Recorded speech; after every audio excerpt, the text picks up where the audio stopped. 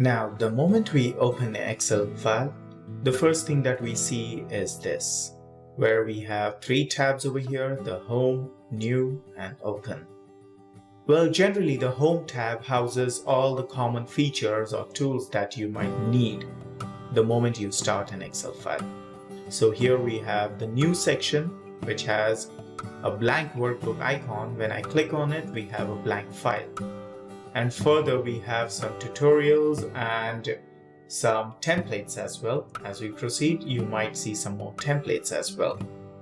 Below this section, we have a search bar wherein you can search for some of the recent files that you would have accessed, and also a list of recent files that you might have used before. So just in case if you have worked on an Excel file, saved and closed it, but you do not remember where you saved it, you can anytime come over here under the Home section or under the Open, and here again you see the same list over here. You can see the file that you need, and that's it. You can click on it, and you can also see the part where it is stored. In case if you don't find any old files over here, you can click on the browse icon and you can search through the list over here. Just like the Home menu, okay, like I mentioned, it gives you access to some of the common features or the tools that you require. So these can also be found under the New menu.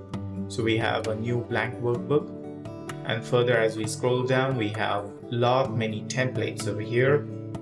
Now, Microsoft might keep on adding to this list, so what you see on the screen right now may not always be the same throughout. But yes, you will find most of the common templates over here.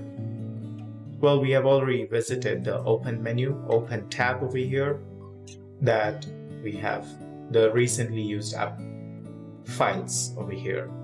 So I go back to the Home menu, I click on the blank workbook, and here we have a new blank Excel file ready.